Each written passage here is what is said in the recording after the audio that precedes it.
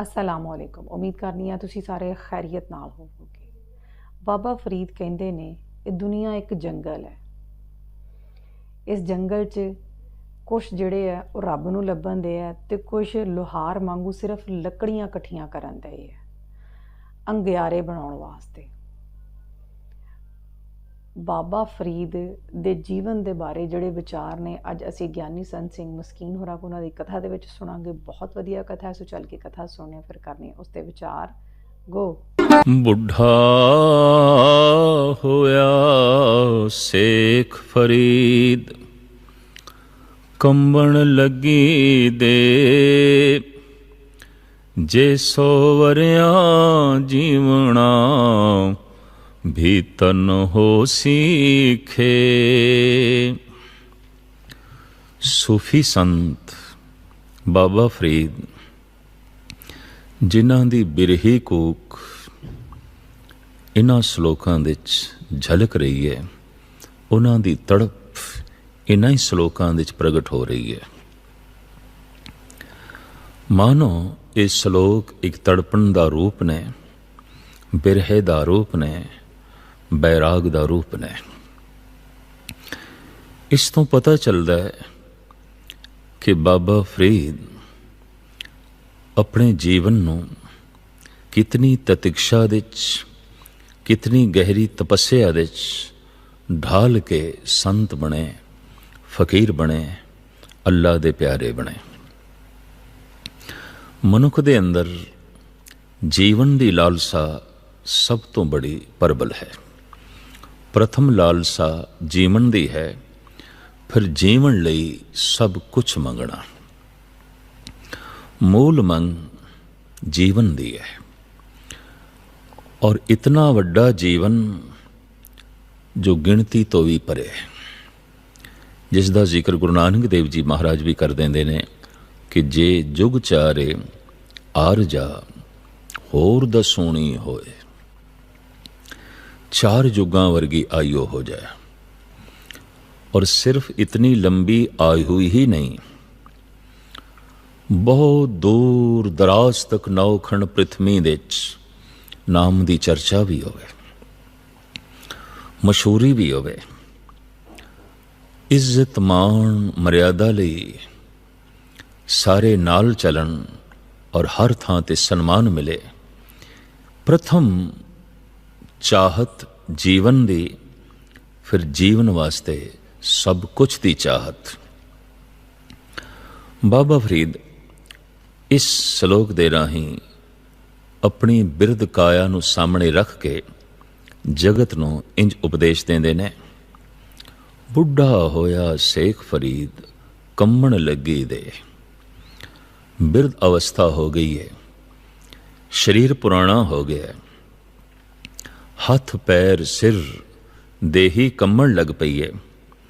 बाबा फरीद कहते ने अगर कोई मनुख 100 साल तक भी औसत जी लवे तां भी खे ही आना है, मिट्टी आना है।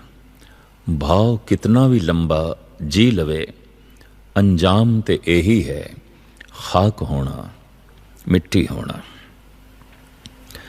दूसरे श्लोक विच आप एक होर गहरा अनुभव जगत दे सामने रखते ने। फरीदा बार पर आइए बैसना, साईं मुझे न दे। जे तू एवें रखसी, जियो शरीरों ले। खुदा दे अगों प्रार्थना कर रहे ने सूफी संत बाबा फरीद। हे खुदा, तू पदार्थां दी खातर, इस जीवन दी खातर मैनू किसे दा मुताज ना बनाई, किसे दे बूए ते ना बिठाई। बिठाना ही है ते अपने दर ते बिठाई। और दरवेश कहंदे भी उसनू ने जो खुदा दा दर मल लैंदे ने, जो खुदा दे दर ते बैठ जांदे ने, दरवेश। बाबा फरीद कहंदे ने तेरे दर तो बिना मैं होर किसी भी दर ते बैठना नहीं चाहता। तेरी मुताजी तो बिना मैनू होर किसी की मुताजी नहीं चाहिए। मैनू ऐ खुदा किसी दे बूए दा मुताज ना बनाई, किसी दे दरवाजे ते ना बिठाई। जे किधरे मेरी प्रालवत ऐसी होवे और तेरी चाहत भी ऐसी होवे,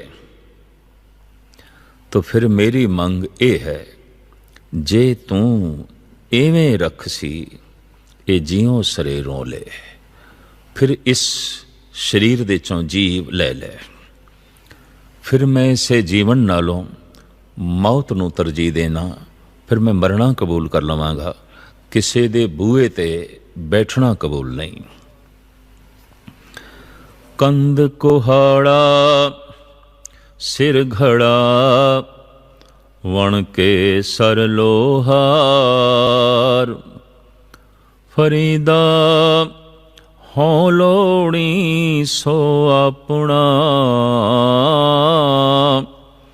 तू लोड़े अंगियार।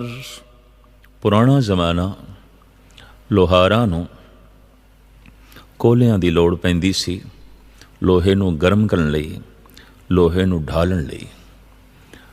और ऐसा दौर भी लंघे है इस देश और सारी दुनिया च कि ईंधन बिदा नहीं सी, आप ही जंगलों तो चुक के लेना पैंदा सी। कोले बिकदे नहीं सन, आप ही बनाने पैंदे सन। तो लोहार जंगल दे पानी दा भरा होया घड़ा लैके मोंडे ते कुलाड़ा रख के चल पिया। बाबा फरीद कहंदे ने, सिर ते घड़ा मोंडे ते कुलाड़ा, ये वण दे सर, ये जंगल दे सिर आण खलोता है। लोहार भाव बादशाह बने आया है, हुण इसकी मर्जी है किसी भी दरखत ते कुलाड़ा फेर देवे और उसनूं कट देवे और उसनूं जला के कोयलियां दी शक्ल दे देवे। पर फरीद भी इसे जंगल दे च ने। आप कहंदे ने एक कोले लभ रहे, पर मैं खुदा नूं लभ रहे हैं, परम प्रकाश नूं लभ रहे हैं। वैसे तो यह भी अंगियार लभ रहे है, कोयला जलाण लई लभ रहे है, उन्होंने बालन लई लभ रहे है। चानना मैं भी लभ रहा, पर यह जीवन नूं कोला बना के चानना लभना चाहता है। मैं सुते सिद्ध जीवन नूं प्रकाशमई बनाना चाहता। ये लोहार ते मेरे विच अंतर है। भावें दोवें जंगल दे च बैठे हैं, भावें दोवें ढूंढ रहे हैं, उजाड़ दे धक्के खा रहे हैं, पर एक कोयले लभ रहा है विकारां दे।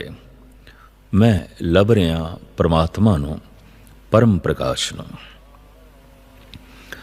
फरीदा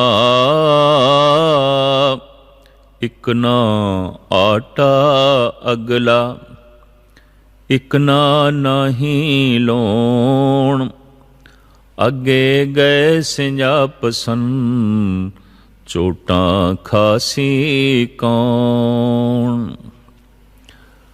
जीवन नूं नापण दा, तोलण दा पैमाना मनुखी समाज दे आदि काल तो धन रहा है।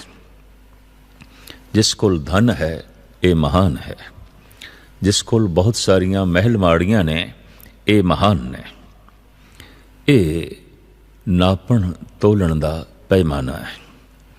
पर मनुख दी महानता, मनुख दी अजमत, ये पैमाना खुदाई दरबार दा नहीं है। ईश्वर दे दरबार दे च मनुख नूं नापण दा ये पैमाना नहीं है। इस वास्ते बाबा फरीद कहंदे ने, एक दे घर ते आटा बहुत ज्यादा है, बहुत ज्यादा है, खाण नूं बहुत कुछ है, पर एक दे घर ते लूण जिन्ने भी पदार्थ कोई नहीं। ਲੋਣ ਵੀ ਨਹੀਂ ਹੈ। ਇਹ ਤੇ ਅੱਗੇ ਜਾ ਕੇ ਪਤਾ ਚੱਲੇਗਾ ਕਿ ਮੂੰਹ ਤੇ ਚੋਟਾਂ ਕਿਸ ਤੇ ਪੈਣੀਆਂ ਨੇ, ਨਿਰਧਨ ਤੇ ਜਾਂ ਧਨਵਾਨ ਤੇ। ਕਈ ਦਫਾ ਨਿਰਧਨ ਮਨੁੱਖ ਜਦ ਚਾਰੋਂ ਪਾਸੇ ਮਾਯੂਸ ਹੋ ਜਾਂਦਾ ਹੈ ਤਾਂ ਉਸ ਦੇ ਅੰਦਰ ਈਸ਼ਵਰੀ ਤੜਪ ਪੈਦਾ ਹੋ ਜਾਂਦੀ ਹੈ। ਉਹ ਪ੍ਰਮਾਤਮਾ ਨੂੰ ਆਪਣਾ ਸਹਾਰਾ ਬਣਾ ਲੈਂਦਾ ਹੈ। ਪਰ ਇੱਕ ਧਨਵਾਨ ਉਤਨੇ ਚਿਰ ਤੱਕ ਤੇ ਭਗਵਾਨ ਦਾ ਸਹਾਰਾ ਨਹੀਂ ਪਕੜਦਾ ਜਿਤਨੇ ਚਿਰ ਤੱਕ ਐਸੀ ਅਵਸਥਾ ਨਾ ਬਣ ਜਾਏ ਕਿ ਧਨ ਨਾਲ ਹਰ ਮਸਲਾ ਹੱਲ ਨਹੀਂ ਹੋ ਸਕਦਾ। ਧਨ ਮੇਰੀਆਂ ਸਾਰੀਆਂ ਖਾਹਿਸ਼ਾਤ ਦੀ ਪੂਰਤੀ ਨਹੀਂ ਕਰ ਸਕਦਾ। ਧਨ ਮੈਨੂੰ ਸਭ ਕੁਝ ਨਹੀਂ ਦੇ ਸਕਦਾ, ਮਨ ਦਾ ਸਕੂਨ, ਮਨ ਦਾ ਚੈਨ। ਜਿਤਨੇ ਚਿਰ ਤੱਕ ਇਸ ਗੱਲ ਦੀ ਸਮਝ ਨਾ ਪਵੇ ਤੇ ਇਤਨੀ ਵੱਡੀ ਚੋਟ ਨਾ ਲੱਗੇ, ਉਤਨੇ ਚਿਰ ਤੱਕ ਤੇ ਧਨਵਾਨ ਈਸ਼ਵਰ ਦਾ ਸਹਾਰਾ ਨਹੀਂ ਪਕੜਦਾ। ਇਸ ਸ਼ਲੋਕ ਦੇ ਵਿੱਚ ਇਸੇ ਅਨੁਭਵ ਨੂੰ ਬਾਬਾ ਫਰੀਦ ਸਾਡੇ ਸਾਹਮਣੇ ਰੱਖਦੇ ਪਏ ਨੇ। ਬੇਕ ਦੇ ਘਰ ਤੇ ਪਦਾਰਥ ਅਥਾਹ ਨੇ, ਖਾਣ ਨੂੰ ਬਹੁਤ ਕੁਛ ਹੈ, ਪਰ ਇੱਕ ਦੇ ਘਰ ਤੇ ਲੂਣ ਜਿਤਨੇ ਵੀ ਪਦਾਰਥ ਨਹੀਂ। ਇੱਕ ਦੇ ਘਰ ਦੇ ਤੇ ਆਟਾ ਵੀ ਜ਼ਰੂਰਤ ਤੋਂ ਜ਼ਿਆਦਾ ਹੈ ਔਰ ਇੱਕ ਦੇ ਘਰ ਦੇ ਤੇ ਲੂਣ ਵੀ ਨਹੀਂ ਹੈ। ਇਹ ਤੇ ਹੁਣ ਅੱਗੇ ਪਤਾ ਚੱਲਣਾ ਹੈ ਕਿ ਜੋ ਮੁਫਲਿਸ ਹੈ, ਇਹ ਜੋ ਅਮੀਰ ਹੈ, ਇਸ ਦੇ ਮੂੰਹ ਤੇ ਉੱਤੇ ਜੋ ਹੈ ਚੋਟਾਂ ਪੈਣੀਆਂ ਨੇ। ਭਾਵ ਜਿਸਨੇ ਈਸ਼ਵਰ ਦਾ ਸਹਾਰਾ ਪਕੜ ਲਿਆ ਉਹੀ ਸੁਰਖਰੂ ਹੋ ਜਾਏਗਾ। ਔਰ ਅਕਸਰ ਸਹਾਰਾ ਉਹੀ ਪਕੜਦਾ ਹੈ ਜੋ ਆਪਣੇ ਆਪ ਨੂੰ ਬੇਸਹਾਰਾ ਸਮਝ ਲਵੇ। ਔਰ ਅਕਸਰ ਨਿਰਧਨ ਆਪਣੇ ਆਪ ਨੂੰ ਬੇਸਹਾਰਾ ਸਮਝ ਲੈਂਦਾ ਹੈ, ਮੰਨ ਲੈਂਦਾ ਹੈ। ਦੇਖਦੇ ਹਾਂ ਗੁਰੂ ਗ੍ਰੰਥ ਸਾਹਿਬ ਜੀ ਮਹਾਰਾਜ ਦੇ ਵਿੱਚ ਬਹੁਤ ਸਾਰੇ ਜੋ ਭਗਤ ਬੈਠੇ ਨੇ, ਕਬੀਰ, ਨਾਮਦੇਵ, ਸਦਣਾ, ਸੈਨ, त्रिलोचन और भगत रविदास, ये कोई बहुत धनाढ़ घरानिਆਂ ਚੋਂ नहीं ने। बड़ी मुश्किल नाल अपनी उपजीविका चलाते सन और जद हर पासों मजबूरियां ने घेरिया तो ये मजबूरियां सुरत नूं इतनियां उच्चियां कर गईयां, ईश्वर तड़प पैदा कर दी, प्रभु की तरफ पैदा कर दी। और ये मुफलिस इतने महान होए कि बड़े बड़े राजे महाराजियां ने, बादशाहां ने अपने सिर इन्हां दे कदमां ते रखे और इन्हां दे बोल सदीवी अमर होके गूंज रहे ने और गूंजते रहणगे। पास दमा में छत्र सिर भेरी सड्डो रड, जाए सुते जीराण में थिए अतीमा गड। जिन्हां दे घर दे नगारे वजदे सन, जिन्हां दे अगों तौसे वजदे सन, जिन्हां दे घर नौबत वजदी सी, शहनाइयां वजदियां सन, जिन्हां दे अगों हर वक्त मान सन्मान बनिया रहिंदा सी। बाबा फरीद कहंदे मैं देखदा, जाए सुते जीराण में थिए अतीमा गड। उजाड़ दे जा सुते ने और कबर दे दफन कर दिते गए ने। इस तरह जैसे कोई यतीम होवे, जैसे यतीम दा कोई सहारा नहीं होंदा। हुण कबर दे कौन सहारा, हुण कबर दे किस दी टेक। तो यतीमां दी तरह एक कबर दे जा पै। बाबा फरीद कहंदे ने कि कई दफा जीवन दी लालसा दे नाल नाल पदार्थां दी लालसा भी उसी तरीके नाल वधदी है और नाल जो है चलदी है। उसदा अगले श्लोक दे भी आप जिक्र करते ने। फरीदा कोठे मंडप माड़ियां, उसारे दे भी गए, कूड़ा सौदा कर गए, गोरी आए पे। सारी जिंदगी महल माड़ियां ही उसारदे रहे, कोठे उसारदे रहे। ਇਹ ਤੇ ਝੂਠਾ ਸੌਦਾ ਕਰ ਗਏ ਔਰ ਇੱਕ ਦਿਨ ਕਬਰ ਦੇ 'ਚ ਆਣ ਪਏ।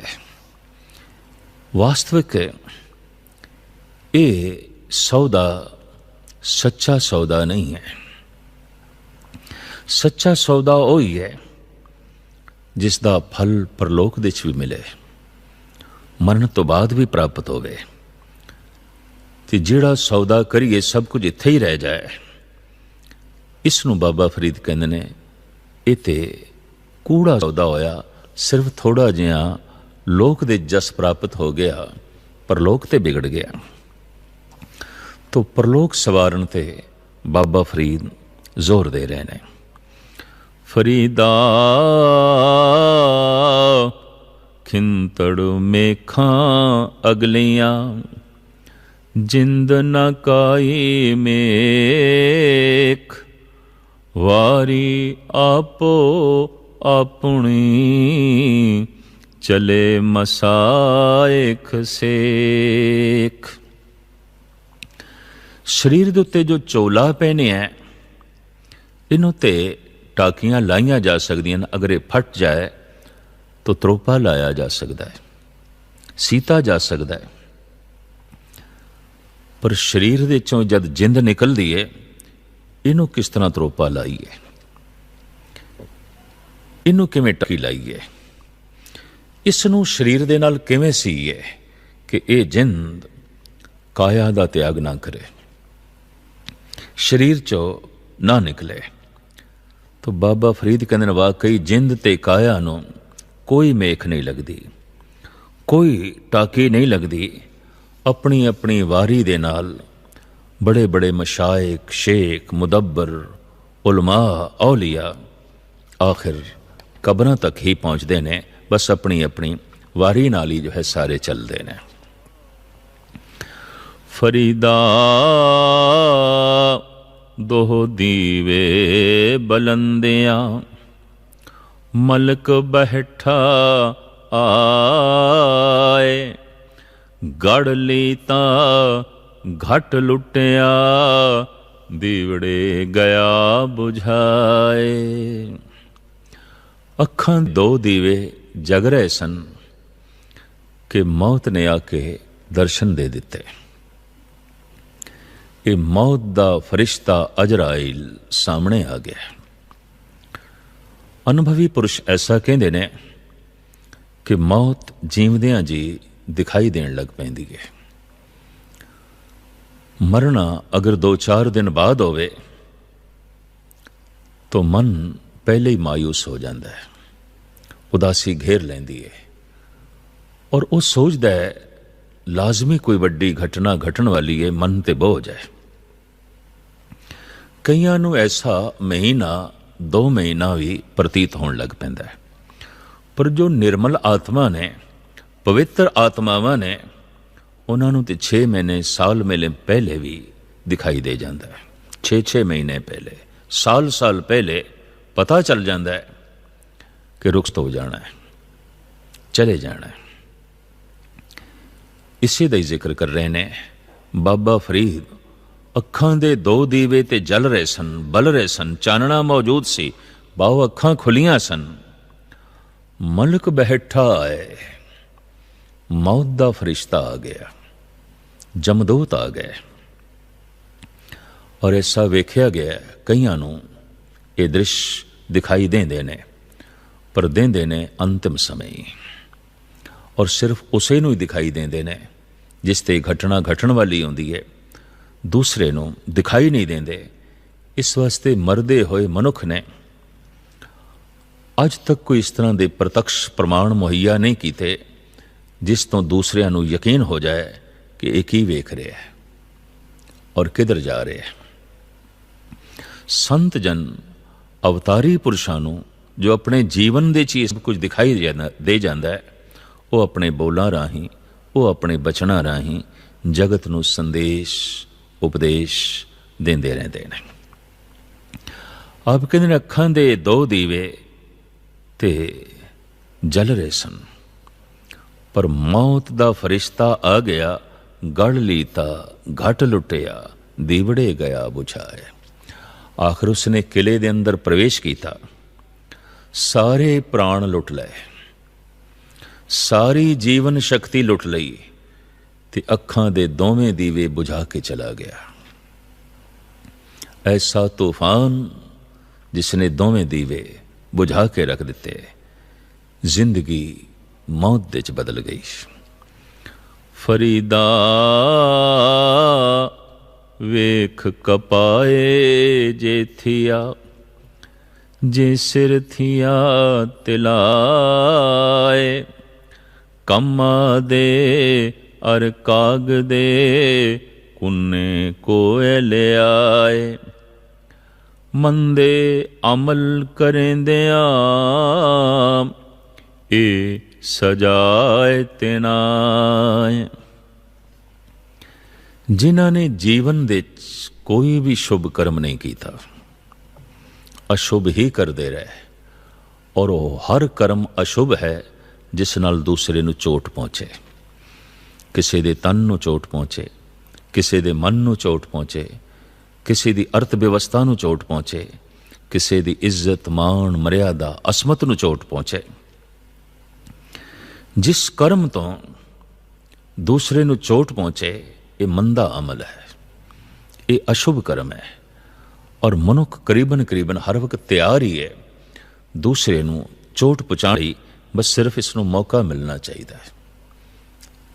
इंज कह लो मनुख मौकियां दी तलाश दे च है, और जैसे मौका मिलिया ये चोट करनों बाज नहीं आउंदा।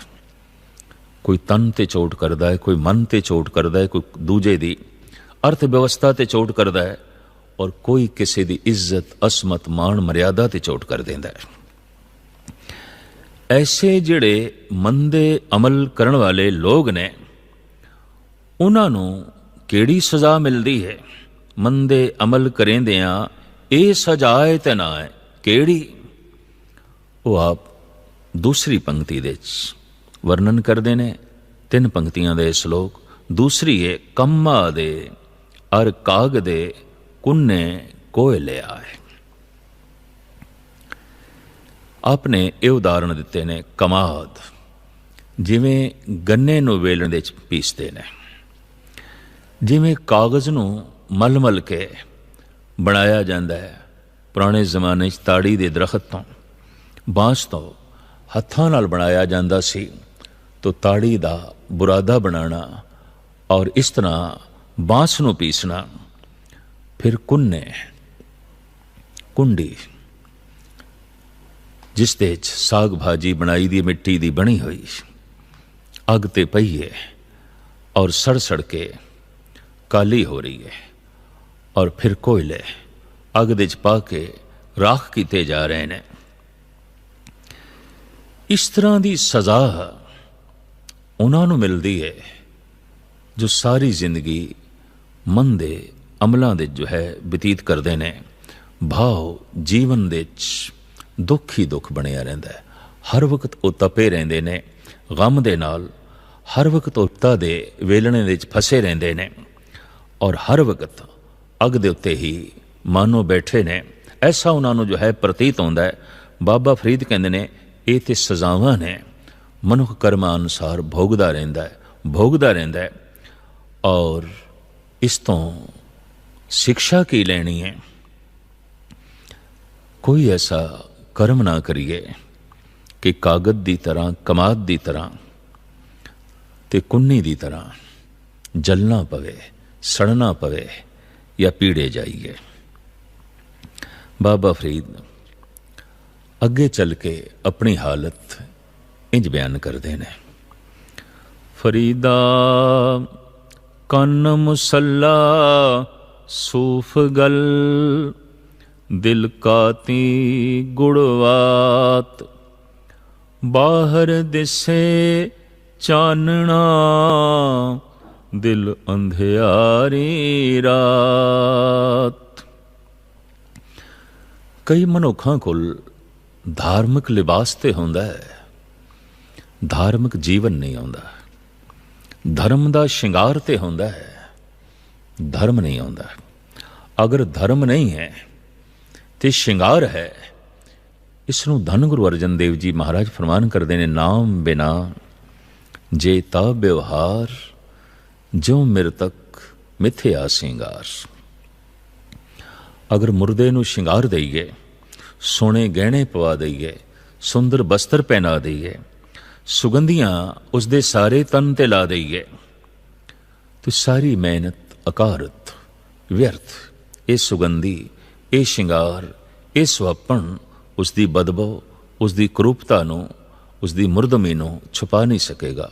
घड़ी दो घड़ी बाद इस काया ने कुमलाना है। दिन दो दिन बाद इस काया दे चों बदबो निकलेगी, चाहे कितनी सुगंध ला दी है। तो धर्म दा लिबास है, धर्म नहीं है, तो इस लिबास दे चों अधर्म बाहर आ जाता है। बड़े बड़े धार्मिक लिबासां दे अधर्म लिपटिया होया देखिया जाता है। इसे दा ही जिक्र कर रहे ने बाबा फरीद। कन्न मुसल्ला, बगल दे मुसल्ला है, और गल दे सूफ है। सूफ उन्नू कहंदे ने। और इन्हां कपड़ियां नूं पहनण वाले 12 महीने गर्म कपड़े पहनने, उन दे कपड़े पहनने, उन्हां नूं आखिया जांदा सी सूफी। तो तेड़ गल दे सूफ धारण कीती हुई है, उन दे कपड़े पहने हुए ने, बगल दे मुसल्ला है, और जबान दे उत्ते मिठे बोल भी ने, खुदा दे बोल भी ने, कुरान दी तलावत भी है, इबादत दे बोल भी ने। पर जबान बड़ी मिठी, लिबास बड़ा धार्मिक, पर दिल काती, दिल ते छुरी दी तरह है। इस दे अंदर ते जो कुछ चल रहा है वो तो एक छुरी है, बस कोई सामने आना चाहिए, ये जबा करके रख देगा, ये वड के रख देगा। ये गल वखरी है कि दिल काती गुड़वात, वात कहते मूँह नूं, बस मूँह दे गुड़ है, दिल दे ते काती है। बाहर दिसे चानना, दिल अंधेरी रात। ये प्रकाश बाहर दिखाई दे रहा है, ये चानना बाहर दिखाई दे रहा है, अंदर ते अंधकार ही अंधकार है, हनेरा ही अनेरा है। अगर बाहर चानना है तो बाहर दियां ठोकरां ते मिट गईयां, पर जे मन दे तल ते अंधकार है तो मन ते सारियां ठोकरां दे च रहेगा। और अक्सर मन दे तल ते अंधेरा ही रहिंदा है। मन रे संसार अंध गहेरा, 24 पछरियो है जम जेवरा। अज्ञानता मन दा अंधकार है, प्रभु ज्ञान प्रभु चिंतन मन दा चानना है। अक्सर हिरदे इस तरह के चानने तो वांझे ने, और दिल की दुनिया च बहुत अंधेरा है, बहुत अंधेरा है। उसे दा ही महान संत बाबा फरीद जिक्र कर रहे हैं। फरीदा रत्ती रत ना निकले, जे तन चीरे कोए, जो तन रते रब स्यों, तिन तन रत ना होए। रत कहते ने लहू नूं, रत कहते ने प्यार नूं। भी फलाने नाल रत हो गई है, प्यार हो गया है। और पंजाबी दे च, लहिंदी पंजाबी दे च रत दा मतलब है लहू, खून। बाबा फरीद कहते ने रत्ती रत ना निकले, जे तन चीरे कोए। रत्ती एक फल आउंदा एक दरखत दा, अक्सर इन्हां रत्तियां नाल सोने नूं तोलिया जांदा है। रत्ती लाल रंग दी आउंदी है रत्ती, पर रत्ती दे अर्थ रंगी हुई, प्यार विच लीन। तो आप कहते रत्ती जिन्नी भी रत उन्हां दे अंदरों नहीं निकलदी, जो परमात्मा दी रत दे च रते हुए ने, परमात्मा दे नाम दे जो रंगे हुए ने, उन्हां दे अंदरों रत्ती जितनी भी रत लहू नहीं निकलदा, जो तन रत्ते रब स्यों तिन तन रत ना होए। रमज दे बाबा फरीद ये सब कुछ कह गए ने, पर जे हुण सीधे अर्थ करिए ते रमज दी समझ ना आवे, वो जो इस दे छुपा के बयान कर रहे ने वो उघेड़न दी जांच ना आवे, तो कई दफा अर्थ अनर्थां दा रूप धारण कर लेंदे ने। इस वास्ते इस श्लोक दे सही अर्थ हो सकन, धन गुरु अमरदास जी महाराज अपना नाल श्लोक जोड़ के बाबे फरीद दे इस श्लोक दी रमज नूं ਸਰੋਤਿਆਂ ਦੇ ਸਾਹਮਣੇ, ਸੰਗਤਾਂ ਦੇ ਸਾਹਮਣੇ ਰੱਖਦੇ ਨੇ, ताकि जगत नूं पता चल सके कि बाबा जी ये कह रहे ने। बाबा जी का यह संदेश है। महला तीजा एह तन सबो रत है, रत बिन तन ना होए। जो सै रते आपने तिन तन लोभ रत ना होए। भय पइए तन हीण होए, लोभ रत विचों जाए। ज्यों बैसंतर धात सुध होए, त्यों हर का भव दुर्मत मैल गवाए। नानक ते जन सोहणे, जे रते हर रंग लाए। धन गुरु अमरदास जी महाराज फरमान करते ने, ऐ फरीद ये तन सब कुछ लहू ही है, जीवन लहू ही है। और लहू तो बिना, खून तो बिना, रत तो बिना ये तन हो ही नहीं सकता। यह तन सबो रत है, रत बिन तन ना होए। पर हाँ, एक रत रत्तियां होयां दे च नहीं आउंदी। दरअसल कहते वही रहे ने बाबा फरीद भी, पर रमज दे च कहे गए ने। खोलते ने उसनूं तीसरे गुरु नानक धन गुरु अमरदास जी महाराज। जो सै रत्ते आपने तिन तन लोभ रत ना होए। जो परमात्मा दे रंग दे च रंगे होए आउंदे ने, उन्हां दे अंदर लोभ दा रंग नहीं आउंदा। लोभ ते संतोख दे च इतना ही फर्क है।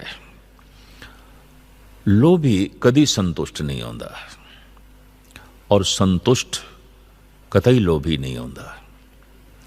धर्म दा जन्म भी संतुष्टि तो ही आउंदा है, और सारे दा सारा अधर्म असंतुष्टि ते खड़ा रहिंदा है। परिवार तो असंतुष्ट, व्यवहार तो असंतुष्ट, पदार्थां तो असंतुष्ट, अपने जीवन तो असंतुष्ट। कदम कदम दे ते ये असंतुष्टि ही नरक बना देंदी है। और अंदर लैण दी भावना बड़ी प्रबल हो जाती है। दूसरों को लैना है, परिवार को लैना है, संसार दे कोलों लैना है, निरंकार को लैना है, सुख लेना है, शांति लेनी है, मान लेना है, सन्मान लेना है, धन लेना है, पदार्थ लेने ने। हर वक्त लैण दी ये बिरती लोभ नूं जन्म दे देंदी है। यही लोभ समा पा के पाप बन जाता है। जद मिलिया नहीं, लैण दी अंदर बिरती है, मिलिया नहीं तो अंदर खोण दी बंदा सोचण लग पैंदा है। और जैसे खोण दी सोचदा है पाप, और जद खो लैंदा है तो यही पाप अपराध बन जाता है। लोभी पापी होवेगा, और अक्सर पाप अपराध दे च बदल जाते हैं। इस वास्ते धन गुरु अमरदास जी महाराज अपने पावन पवित्र श्लोक दे राही समझा रहे ने कि जो रब दे रंग दे च रते हुए ने, उन्हां दे अंदर लोभ दी रत नहीं आउंदी, पाप दी रत नहीं आउंदी, अपराध दी रत नहीं होंदी। भय पईए तन खीण होए, लोभ रत विचों जाए। परमात्मा दा भय एक ऐसी अग्नि है, इस अग्नि करके उन्हां दे तन विच लोभ दी रत सुक जांदी है। सारा लोभ सुक जांदा है। ज्यों बैसंतर धात सुध होए, त्यों हर का भव दुर्मत मैल गवाए। जैसे अग्नि सोने नूं शुद्ध कर देंदी है, इस तरह ईश्वरी भय मनुख दे हिरदे नूं शुद्ध कर देंदा है। सारे दुर्मति, सारे गलत विचार उस दे अंदरों निकल जाते हैं और उन्हां दे मत्थे सोने हो जाते हैं। उन्हां दी जीवन शैली काबले दीद हो जाती है। नानक ते जन सोहणे, जे रत्ते हर रंग लाए। जिहड़े हरी दे रंग दे रत्ते हुए ने, सोहणे ने, इस लोक दे भी सुरखरू ने, परलोक दे भी सुरखरू ने। बाबा फरीद अगले श्लोक दे एक बड़ी महान विचार मनुखता दी झोली दे पाउंदे ने। फरीदा सोई सरवर ढूंढ लो, जिथों लभी वथ। छप्पड़ ढूंढे क्या थिए, चिक्कड़ डूबे हथ। छप्पड़ डूबे क्या होवे, चिक्कड़ डूबे हथ। भगत कबीर ने भी अपने श्लोक दे ऐसा कहा है, कबीर समुंद ना छोड़िए, जो अत खारो होए। पोखर पोखर ढूंढते, भलो न कहे कोय। अगर कोई मोती छोटे छोटे छपड़ां दे लभदा फिरदा है, तो हर एक ने कहना है मूड़ है, मूर्ख है। छपड़ां दे चों मोती लभदे ने, मोती ते सागर दे चों लभणगे, महान सागर दे चों लभणगे, गहरे तल दे चों जो है लभणगे।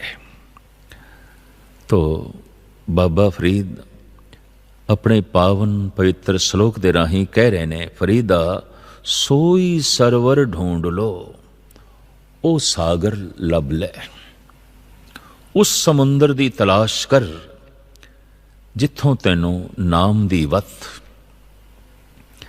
जिथों तैनू ये सुच्चा मोती लभ सकदा है। भाव सत्संग दी तलाश कर। प्रभु दा जिथे चिंतन होवे और चिंतन करन वालियां दा इकट्ठ होवे। प्रभु नूं याद करन वालियां दा जो इकट्ठ है, ये एक ऐसा सागर है जिथों नाम दा मोती लभ सकदा है। नाम जपण दी प्रेरणा दरअसल सत्संग दे सरोवर तो ही प्राप्त हो सकती है, और ये प्रेरणा ही नाम दी प्राप्ति करा देंदी है। मनुख दे अंदर उद्यम पैदा हो जाता है। पर छप्पड़ छपड़ियां दे छोटे छोटे पोखरां दे अगर कोई नाम दा मोती लभे, भाव एक ईश्वरी सत्संग, एक ईश्वरी चिंतन करने वालियां तो इलावा मनोकामनावां नूं मुख रख के जो कदी किधरे ते कदी किधरे साधना पे करदे ने, बाबा फरीद कहते उन्हां नूं ते कोई चंगा नहीं कह सकदा। ठीक है, पानी उन्हां कोल भी होवेगा, ये देवी देवते भी प्यास बुझा देंदे होणगे, पर हैन ये छप्पड़, इत्थों सुच्चा नाम दा मोती नहीं लभ सकदा। इस वास्ते बाबा फरीद कहते ने एक खुदाई सरोवर लभ ले, एक खुदा रूप सागर नूं लभ, बाकी सब छड़ दे। छड़ां दे मोती नहीं लभदे, सागरां दे ही मोती लभदे ने। परमात्मा कोलों ही परम आनंद की प्राप्ति होंदी है। बाकी थावां ते सिर्फ वक्ती तौर ते जीवन दियां लोड़ां दी पूर्ति ते हो सकती है, परम आनंद की प्राप्ति नहीं हो सकती। तो बड़े सुंदर उदाहरण देके बाबा फरीद जी समझा रहे हैं। फरीदा नंडी कंत ना रावियो, वड्डी थी मुयास, धन को कहंदी गोर में, तैसे ना मिलिया से। छोटी उम्र सी, बाली उम्र सी, प्रभु दा चिंतन नहीं कीता। बचपना जवानी खेडां विच विकारां विच बतीत होई। वड्डी थी मुयास, बुढ़ा हो गया और बुढ़ा होके एक दिन मर गया। धन को कहंदी गोर में, तैसे ना मिलियास। ये जीव रूपी स्त्री कबर दे च पई कूक रही है, पुकार रही है, परमात्मा दा मिलाप ते होया ना। बचपना अजाई चला गया, जवानी अकारत चली गई, बुढ़ेपा फिजूल चला गया और शरीर कबर दे च आ गया। प्रभु दा मिलाप ते होया नहीं। कबर तक पहुंच गया पर मन खुदा तक ते पहुंचिया नहीं। जीवन दी सफलता इस दे च है कि तन जद शमशान घाट तक पहुंचे, उस तो पहले मन भगवान दे घाट पहुंच जाए तो कहंदे ने जीवन यात्रा सफल हो गई।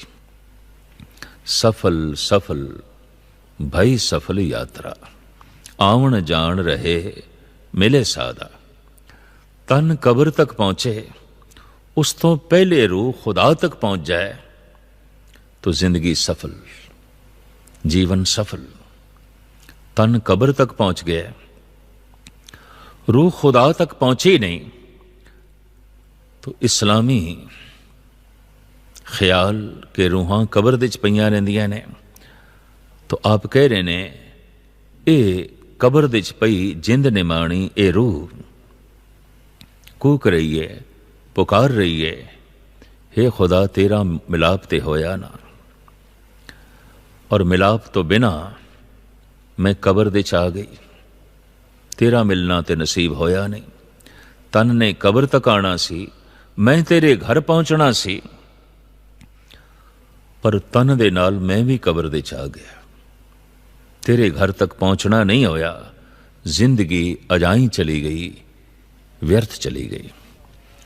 फरीदा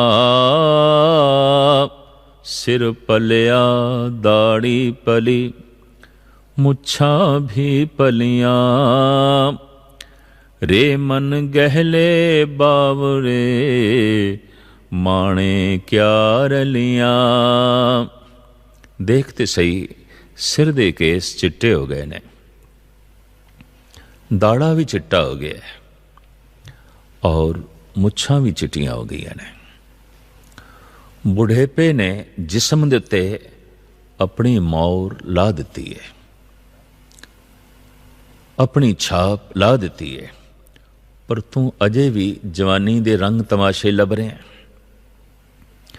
तू अजे भी बचपन दीयां खेडां लब रहे हैं, जबकि बुढ़ेपे ने तेरे जिस्म दे उत्ते अपनी मोहर ला दी है। दरअसल केस चिट्टे हो जान ते बुढ़ेपा दस्तक दे देवे ते फिर भी किसी दे अंदर प्रभु प्यार नहीं पैदा होया, सत्संग दी तड़प नहीं पैदा हुई, तो बहुत मोटी अकल दा ही मनुख हो सकता है, बहुत मूढ़मतिया ही हो सकता है। समझा रहे ने, सुचेत कर रहे ने बाबा फरीद। फरीदा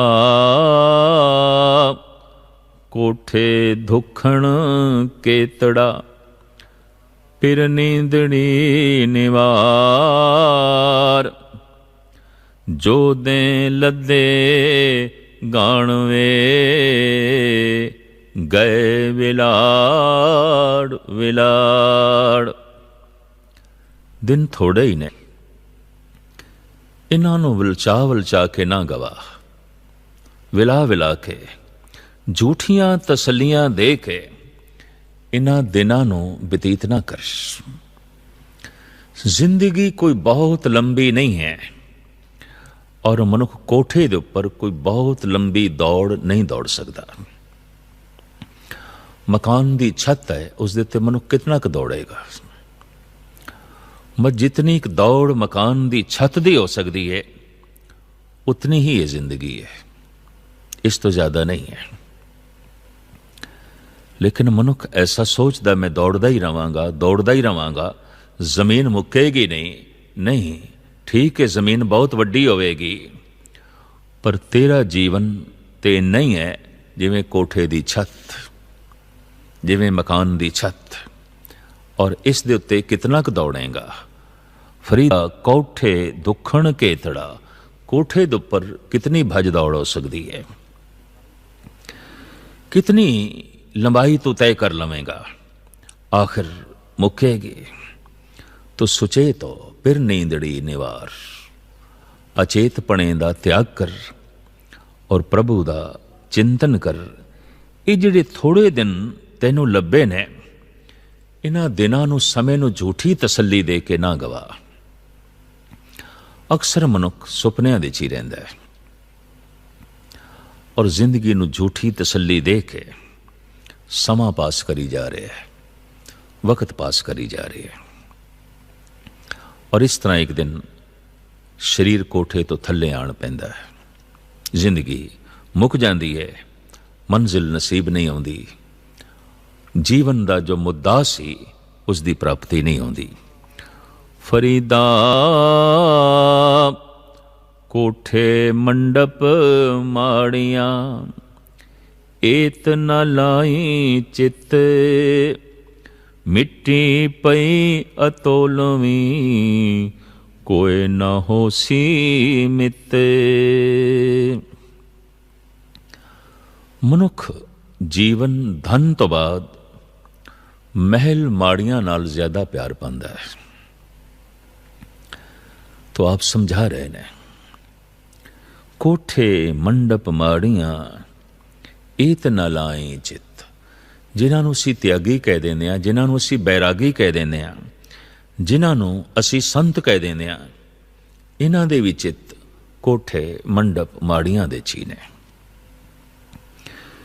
ये भी अपने जीवन की छाप कोई दूसरे ते नहीं छोड़ते, और जीवन की छाप है भी नहीं, तो फिर ये भी कोठे दिखाण लग पैंदे ने, माड़ियां दिखाण लग पैंदे ने, महल दिखाण लग पैंदे ने।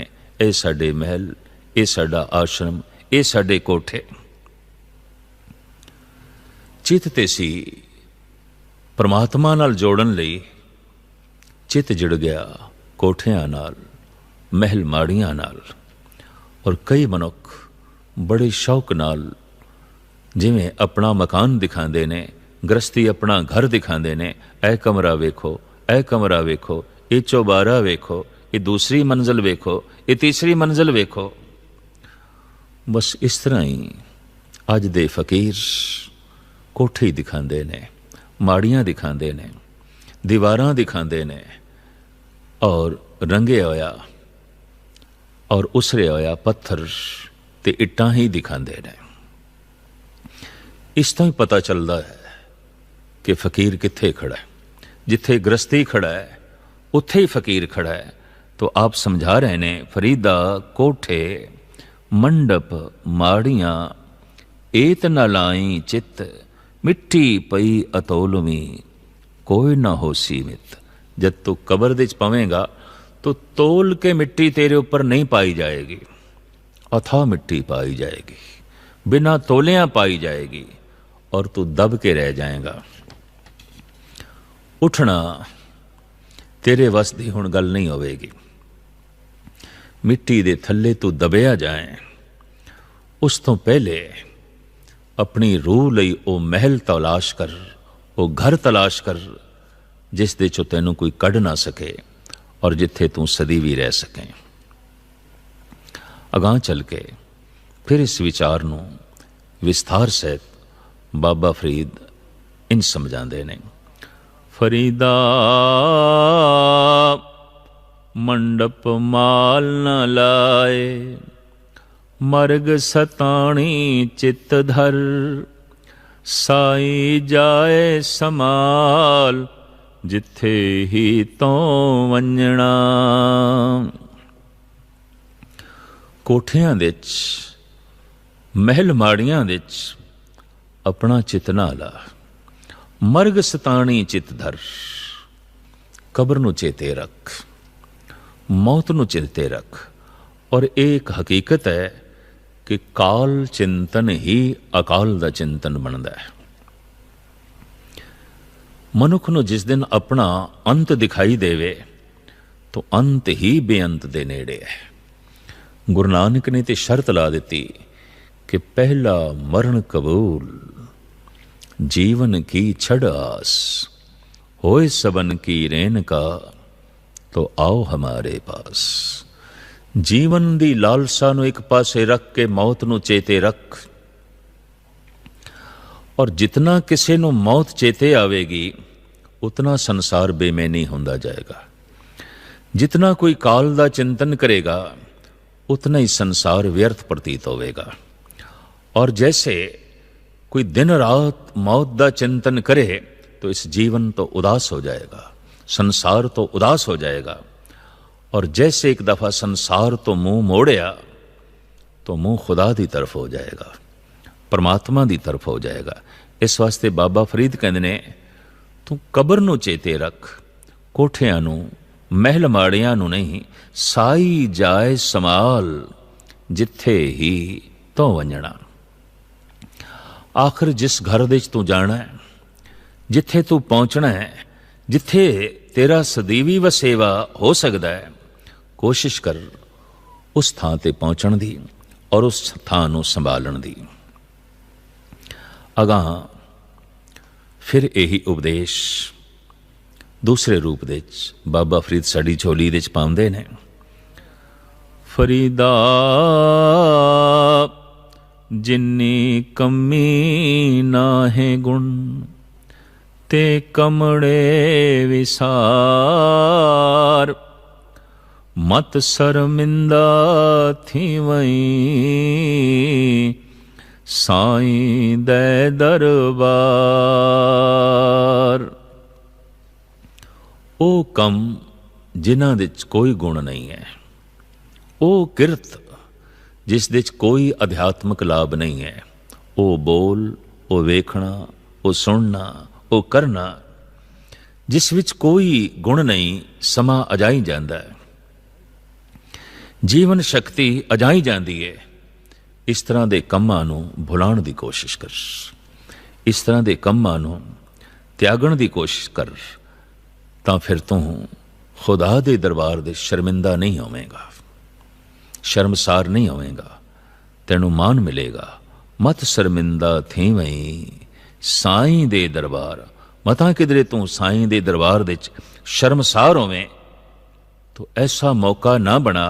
उन्हां कम्मां नूं भुलाण दी कोशिश कर जिस कम दे कोई गुण नहीं है। वो बोलना त्याग दे जिहड़ा बोलना सार्थक नहीं है। वो सोचना परे सुट जो सुरत नूं उच्चा ना करे।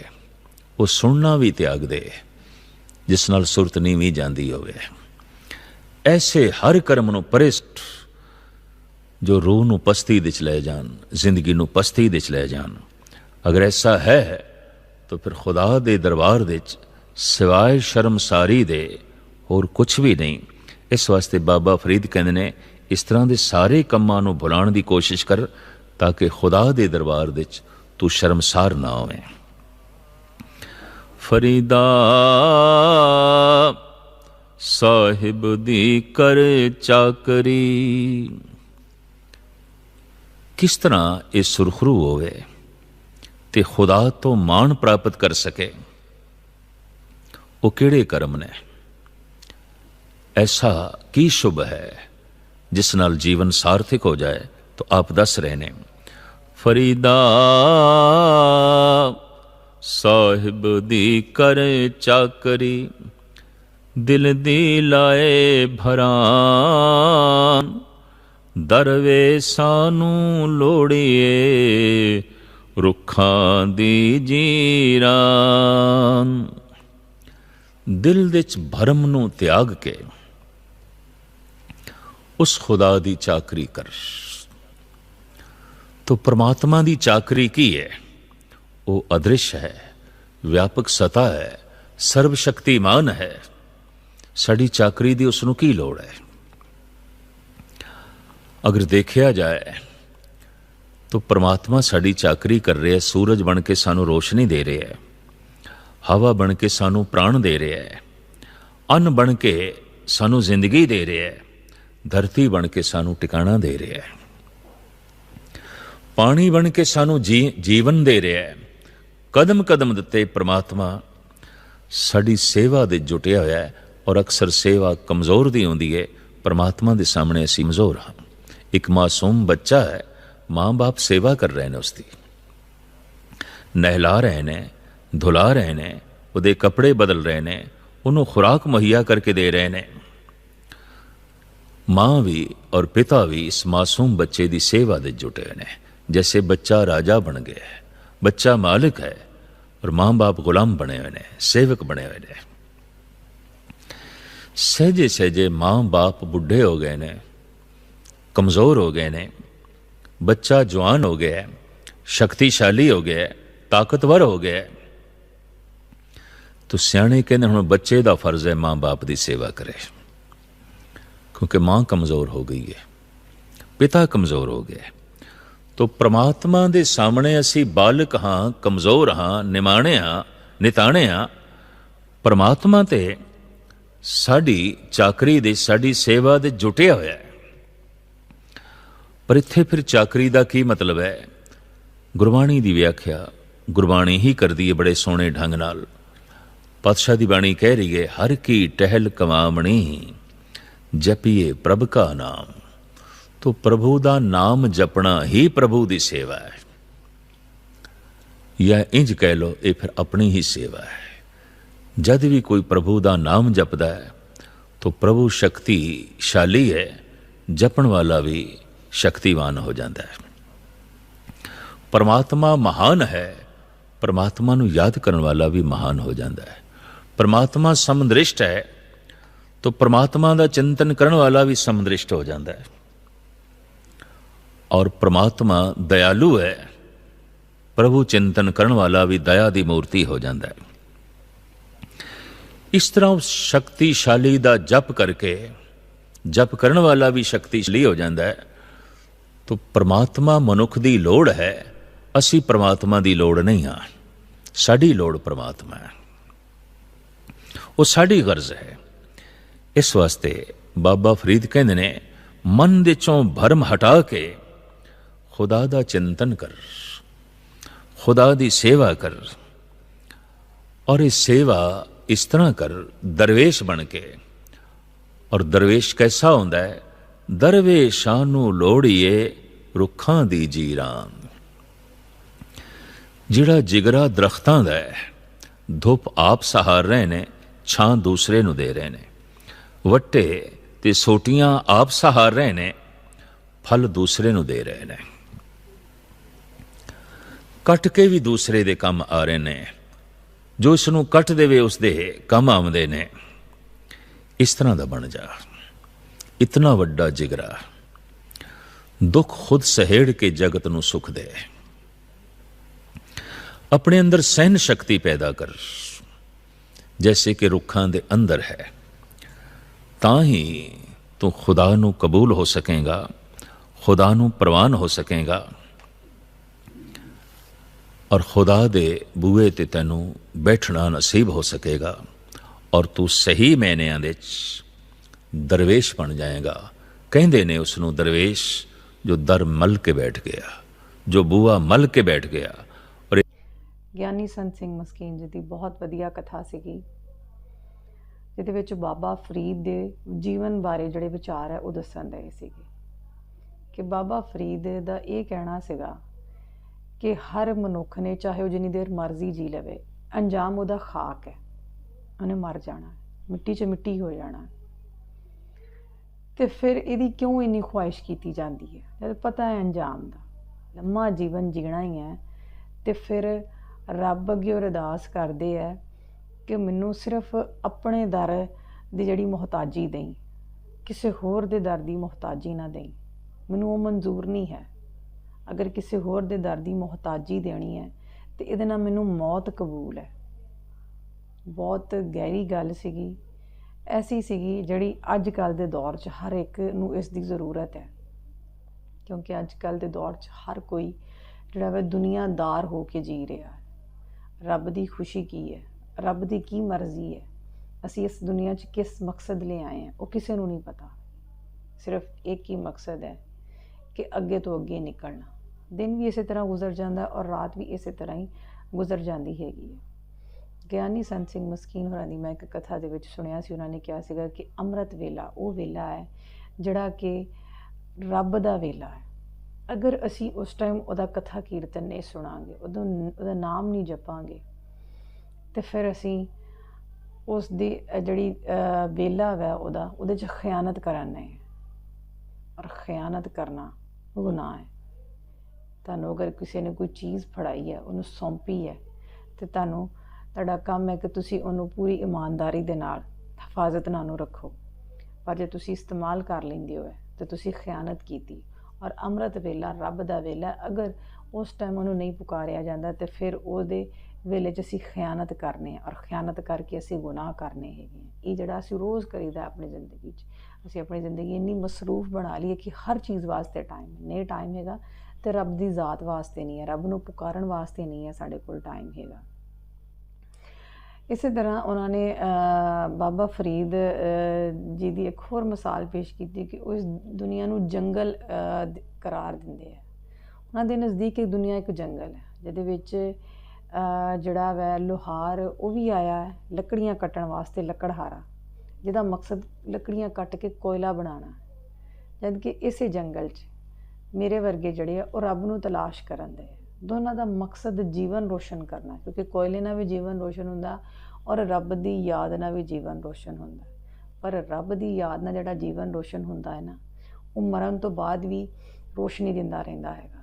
ਉਹਦੀਆਂ ਮਿਸਾਲਾਂ ਸਾਡੇ ਸਾਹਮਣੇ ਆ। ਜਿੰਨੇ ਵੀ ਦਰਵੇਸ਼ ਗੁਜ਼ਰੇ ਆ, ਸੰਤ ਗੁਜ਼ਰੇ ਆ, ਪ੍ਰਚਾਰਕ ਗੁਜ਼ਰੇ ਆ, ਜਿਨ੍ਹਾਂ ਨੇ ਵਾਕਈ ਦੀਨ ਦੀ ਤਬਲੀਗ ਕੀਤੀ, ਹਕੀਕੀ ਮਾਇਨਿਆਂ 'ਚ ਰੱਬ ਦੀ ਜ਼ਾਤ ਨੂੰ ਬਿਆਨ ਕੀਤਾ, ਉਹ ਇੰਨੀ ਦੇਰ ਹੋ ਗਈ ਇਸ ਦੁਨੀਆ ਤੋਂ ਚਲੇ ਗਏ, ਲੇਕਿਨ ਅੱਜ ਵੀ ਉਹ ਦਿਲਾਂ ਨੂੰ ਸਕੂਨ ਦੇ ਰਹੇ, ਰੋਸ਼ਨੀ ਦਾ ਕੰਮ ਕਰਾਉਂਦੇ ਹੈ। ਪਰੇਸ਼ਾਨ ਹਾਲ ਲੋਕਾਂ ਵਾਸਤੇ ਰੋਸ਼ਨੀ ਦਾ ਇੱਕ ਜ਼ਰੀਆ ਹੈ, ਕਿਉਂਕਿ ਉਹਨਾਂ ਨੇ ਆਪਣੇ ਆਪ ਨੂੰ ਰੱਬ ਦੀ ਯਾਦ ਨਾਲ ਜਿਹੜਾ ਮੁਨੱਵਰ ਕਰ ਲਿਆ ਸੀ, ਰੋਸ਼ਨ ਕਰ ਲਿਆ ਸੀਗਾ। ਇਹ ਦੁਨੀਆਦਾਰੀ ਨੂੰ ਛੱਡਿਆ ਉਹਨਾਂ ਨੇ, ਇਸ ਦੀ ਹਰ ਚੀਜ਼ ਨੂੰ ਛੱਡਿਆ, ਇਹਦੇ ਨਾਲ ਦਿਲ ਨਹੀਂ ਲਾਇਆ। ਇਸੇ ਲਈ ਤੇ ਉਹ ਚਲੇ ਜਾਣ ਤੋਂ ਬਾਅਦ ਵੀ ਅੱਜ ਵੀ ਇਨਸਾਨਾਂ ਵਾਸਤੇ ਹਦਾਇਤ ਦਾ ਜ਼ਰੀਆ, ਰੋਸ਼ਨੀ ਦਾ ਜ਼ਰੀਆ। ਲੋਕ ਉਹਨਾਂ ਦੀਆਂ ਚੀਜ਼ਾਂ ਸੁਣ ਕੇ, ਉਹਨਾਂ ਦੇ ਕਥਾ ਕੀਰਤਨ ਸੁਣ ਕੇ, ਬਹੁਤ ਵਧੀਆ ਕਥਾ ਸੀਗੀ ਗਿਆਨੀ ਸੰਤ ਸਿੰਘ ਮਸਕੀਨ ਹੋਰਾਂ ਦੇ ਵਿਚਾਰ ਜਿਹੜੇ ਕਿ ਉਹਨਾਂ ਨੇ ਬਾਬਾ ਫਰੀਦ ਦੇ ਪੇਸ਼ ਕੀਤੇ, ਲਾਜਵਾਬ ਸੀਗੇ। ਵੀਰੋ, ਤੁਹਾਨੂੰ ਅੱਜ ਦੀ ਕਥਾ ਕਹਿੰਦੀ ਲੱਗੀ ਹੈ? ਕਮੈਂਟ ਕਰਕੇ ਲਾਜ਼ਮੀ ਦੱਸਿਓ। ਰੱਖਿਓ ਆਪਣਾ ਢੇਰ ਸਾਰਾ ਖਿਆਲ। ਮਿਲਾਂਗੇ ਅਗਲੀ ਵੀਡੀਓ ਦੇ ਨਾਲ। ਅੱਲਾ ਹਾਫਿਜ਼।